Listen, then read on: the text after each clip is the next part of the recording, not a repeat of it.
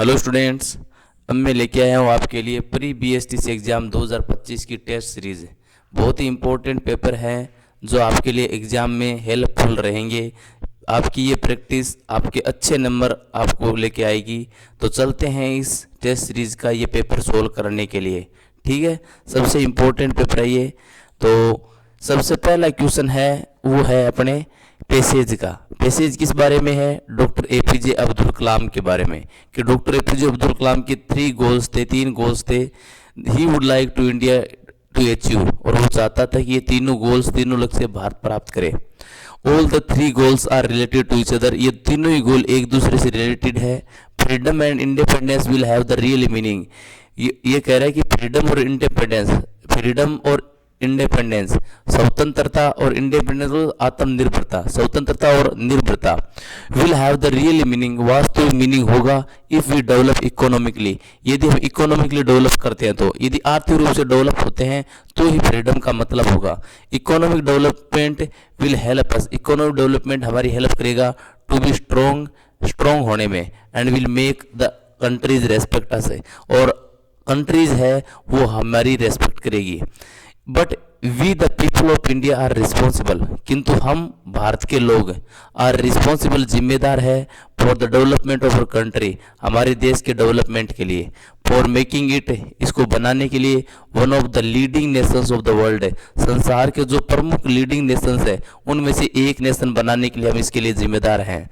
Each of us needs to do, हम में से प्रत्येक को नीड्स, जरूरत है, टू डू करने की, वॉट एवर इज नेसेसरी, जो भी आवश्यक है, to make doctor APJ Abdul Kalam vision to come true, यानी हम में से प्रत्येक को क्या जरूरत है, वो ये है कि एपीजे अब्दुल कलाम का जो सपना था, विजन था, उसको सच साबित करना है। ये हम सभी को जरूरत है। It is time to stop complaining about the problems of our country, it is time, ये टाइम है टू स्टॉप करना, कंप्लेन करना, about the problems in our country, हमारे देश की समस्याओं की कंप्लेन करना अब रोक देना है अपने को। टू स्टार्ट डूइंग समथिंग, और कुछ ऐसा करना है अबाउट देम, उनके बारे में भी कुछ अलग ही आपको करके दिखाना है।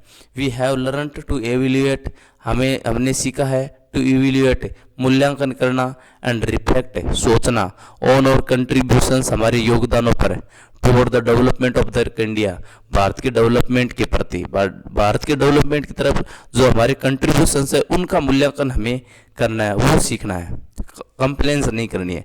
तो ये था एपीजे अब्दुल कलाम के बारे में ये पैसेज। अब चलते हैं इसके question answer. What will Indians to get respect of the other countries, किस कारण जो भारतीय है वो रेस्पेक्ट प्राप्त करेंगे ऑफ अदर कंट्रीज, दूसरे देशों की रेस्पेक्ट उन्हें कब मिलेगी? इकोनॉमिक डेवलपमेंट की वजह से। ये देखो यहाँ पर इकोनॉमिक डेवलपमेंट हमें हेल्प करेगा स्ट्रॉन्ग होने में और अदर कंट्रीज रेस्पेक्ट करने में। तो इकोनॉमिक डेवलपमेंट हमारी हेल्प करेगा दूसरे देशों की रेस्पेक्ट प्राप्त करने में। Who is responsible for the development of India, Bharat के डेवलपमेंट में कौन रिस्पॉन्सिबल है? तो इसमें सबसे पहले बताया कि we the people of India, हम भारत के लोग, आर रिस्पॉन्सिबल, जिम्मेदार है, for development of our country, हमारे देश के डेवलपमेंट के लिए। तो इसका सीधा सा मतलब है हम भारत के लोग, यानी भारतीय जिम्मेदार है देश के डेवलपमेंट के लिए। Choose the similar word of the following from the passage similar word choose करना है। पावर ऑफ साइट, देखने की पावर होती है, उसे क्या कहेंगे? विजन कहेंगे, दृष्टि, विजन में से दृष्टि होता है, तो देखने की पावर क्या होती है? विजन होती है। वह सही है, ठीक है। आगे देखो चौथा question, select the most appropriate antonym of the underline word. Underline किया गया जो शब्द है, ये अंडरलाइन है फर्टाइल, इस अंडरलाइन वर्ड का एंटोनिम चुनना है, ऑपोजिट चुनना है। एंटोनिम का मतलब क्या होता है? ऑपोजिट। अंडरलाइन वर्ड का एंटोनिम चुनना है। तो my parents have a fertile land, मेरे पेरेंट्स के पास उपजाऊ जमीन है, इन द बैकयार्ड में। तो उपजाऊ का उल्टा क्या होता है? बंजर होता है। तीवण में से डरपोक होता है, पोंटेट में से शाश्वत होता है, और बेरन का होता है बंजर। तो ये सही है क्योंकि फर्टाइल में से उपजाऊ, बेरन में से बंजर। तीसरा सही है। स्केंटी में से होता है बहुत कम मात्रा में, कम होना स्केंटी होता है, ठीक है। तो इसमें तीसरा सही है, फर्टाइल उपजाऊ, बेरन बंजर। Select the most appropriate synonym of the given word, दिए गए शब्द का सबसे उचित सिनोनिम चुनना है, पर्यायवाची चुनना है। सिनोनिम का मतलब होता है पर्यायवाची, similar word. Synonym means similar. Similar, ठीक है, सिमिलर शब्द चुनना है। तो कॉम्पिटेंट का मतलब होता है सक्षम, कॉम्पिटेंट में से क्या होता है, सक्षम होता है। डम, डम में से गूंगा होता है, डम को नहीं है। अनस्किल्ड, अनस्किल्ड में से होता है अकुशल। चेट्टी में से बातूनी, और क्वालिफाइड का मतलब योग्य, सक्षम। तो ये क्वालिफाइड सही है, सिमिलर कौन सा है, क्वालिफाइड है। Choose the correct form of the verb, correct form of verb आपको चूज करनी है। Once there be a king, जो बी वर्ब है उसका मतलब होता है प्रेजेंट में हो तो इज या आर या एम। यदि सेंटेंस पास्ट में हो तो बी वर्ब का मतलब होता है वोज या वर, और यदि सेंटेंस फ्यूचर में हो तो बी का मतलब होता है सेल या विल प्लस बी। तो बी के तीन मीनिंग है, देखो यहाँ पर देखो, once there be a king, एक बार राजा था। वंस है मतलब एक बार कहानी, पास्ट की बात है ये, पास्ट के तो बी के वोज वर लगाएंगे। यहाँ किंग सिंगुलर है तो क्या लगाना है, was. Once there was a king, तो यहाँ दो सही है, दूसरा ऑप्शन, ठीक है। आगे देखो, change the following sentence into indirect speech, indirect speech में चेंज करना है। ही सेड टू मी, उसने मुझसे कहा। वेयर आर यू गोइंग, तुम कहाँ जा रहे हो। तो इन्वर्टेड कोमा में बंद वाक्य है, ये इंटरोगेटिव है, ये इंटरोगेटिव सेंटेंस है, तो सेड टू से क्या लगाएंगे, अपने आस्क्ड लगाएंगे। अब इसको कैसे बदलना है, he asked me, he asked मी लगा दिया। अब देखो डब्ल्यू एस वेयर से शुरू है, तो जोड़ने के लिए क्या लगाएंगे, वेयर ही लगाएंगे, ठीक है। हेल्प और उठाएंगे, कर्ता के बाद लगा देंगे यहाँ या यू, यू आता है सुनने वाले के लिए, सुन कौन रहा है, आई, तो आई को यू की जगह लिखेंगे, ये आई हो गया। तो इजारा में आगे वोज या वर्ब में आई वोज गोइंग, क्वेश्चन मार्क हटा देंगे। अब ये किससे मिल रहा है देख लो, ये तीसरे से मिल रहा है, he asked me where I was going. अगला देखो, क्वेश्चन टैग ऐड करना इस स्टेटमेंट के लिए। Ram will play cricket, Ram cricket खेलेगा, इसका क्वेश्चन टैग बनाना है।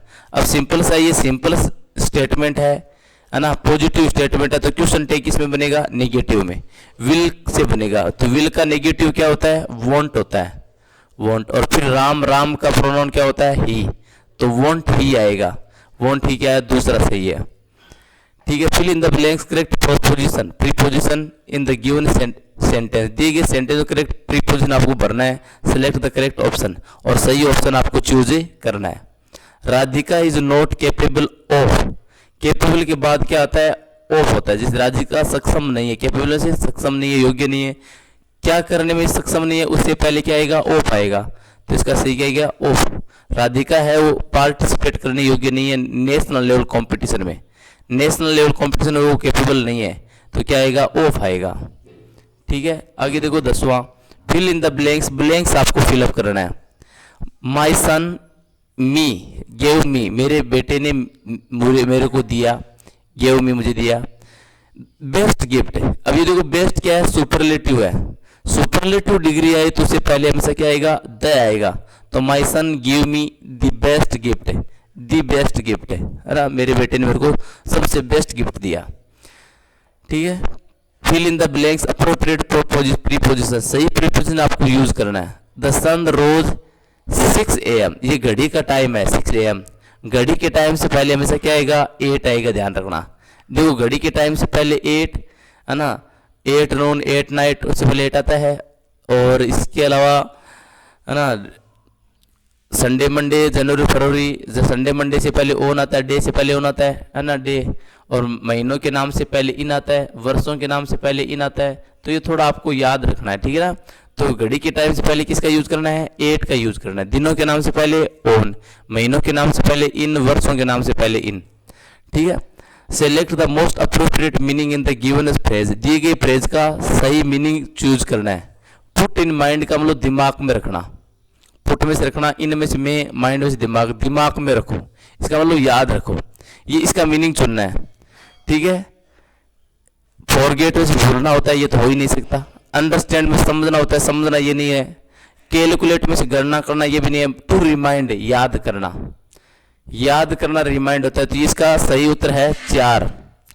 आगे देखो, following statement has been divided into 4 part, दिएगा सेंटेंस और 4 पार्ट में डिवाइड है। One of them contains an error, उनमें से एक में एरर है।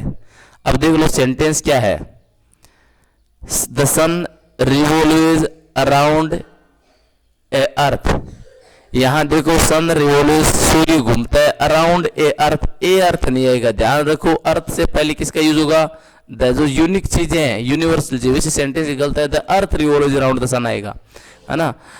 लेकिन सेंटेंस को सभी अर्थ से पहले क्या आएगा, द आएगा, the earth, the moon, the sun, है ना। जो यूनिक चीजें हैं उनसे पहले हमेशा द आता है। तो इसमें किस में गलती है, इस अर्थ में गलत है, ए अर्थ कभी नहीं आएगा, द अर्थ आता है, दी अर्थ, है ना।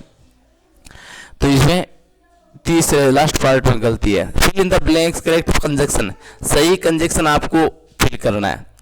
सी टॉक्स, वो बात करती है, सी वर ए प्राइम मिनिस्टर। अब ये देखो सी वर ये कल्पना है तभी सी वर आया है।